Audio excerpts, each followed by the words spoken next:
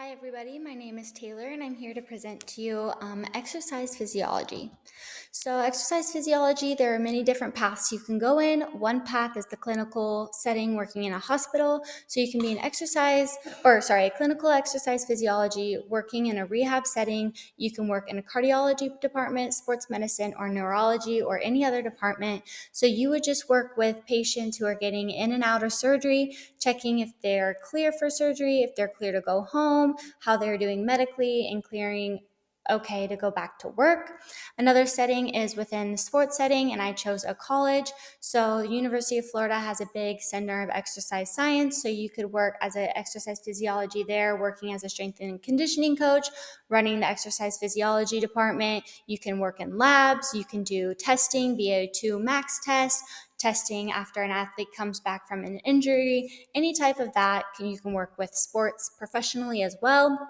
Another setting is within the U.S. military. So within the U.S. military, you can be a strength and conditioning coach as well. You can be a senior exercise planner, creating programs for each person, individualizing it to any needs that they want, or being a human's performance program specialist, taking them through this, modifying programs, creating programs, and running exercises for each person. So there are a lot of volunteer opportunities you can do at local hospitals, helping the exercise physiology set up and clean up any exercise prescription, recording numbers, keeping track of all the patients, and just helping where is needed. You could also do nursing homes, a little fun, helping these people get their daily exercise in, creating and running fun games, including everyone, and helping those who need a little more help with their movement assistance. You could also do charities such as like the Diabetic Center or a cancer charity, helping these individuals get exercise in a fun way and helping them to the needs that they need with their modified needs that they may need. You could also work with community centers or sports leagues at a high school or a community center. You can help the sports director. You can create games. You can do cleanup and setup. You could do strength and conditioning, or you can just do any type of movement helping with these community centers and sports programs. So for program requirements of an exercise physiology, you will need a bachelor's degree in either exercise physiology, exercise science, kinesiology, or a related field. And although master's degrees are not required, some fields do have a required master's degree. And I will say it's up and coming, so you should start thinking of a master's degree if you want to go into this field. Certifications will depend on what path you choose with your degree. So a CSCS will be for strength and conditioning. Might need a certified exercise physiology certification if you're working in a clinical hospital setting. And I will say you will need a CPR or a BLS certification because you never know when you will be needing to perform CPR or work with life support machines. And then internships are normally required, getting those hours in under your degree because it helps with hands-on experience and taking that application, learning from your textbook, and applying it into real world settings.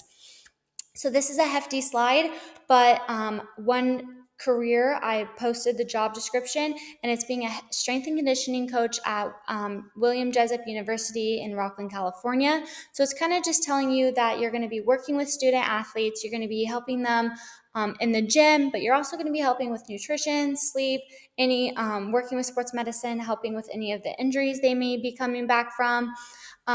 So the degree that you will be in to be an exercise physiologist or a strength and conditioning coach, you will take nutrition classes, which is helpful to have for your athletes. You will be taking a corrective exercise class, which could help with any injuries or problems these athletes might be having. And you take exercise physiology classes, of course, and this teaches you how to run VO2 max tests, stress tests, any of these tests that you might come upon on your job description. And so internships are nice to have because it takes what you learn and you put it in a real world setting. And without these internships, you might be going into a job fresh, not knowing how to do any of these things. So it's really helpful to have those on your resume.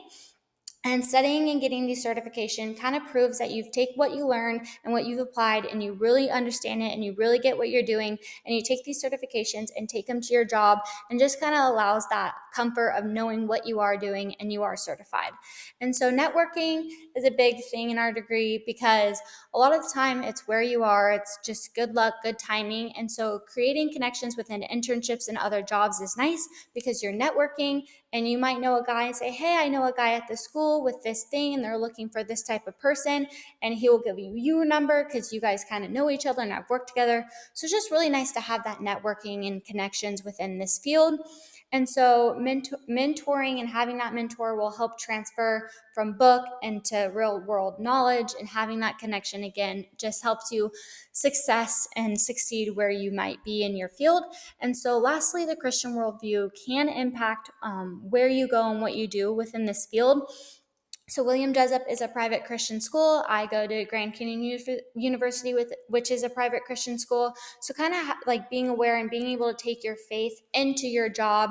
And again, within the Christian worldview, it's kind of like God gives you a purpose and you are finding your purpose. And so it's just guiding you to the right path within this field, taking that worldview, letting you know that like your impact does make a difference on others and gets you to where you want to be. And these are the references that I use. I just wanted to get them out if you guys wanted to look them up. Thank you so much.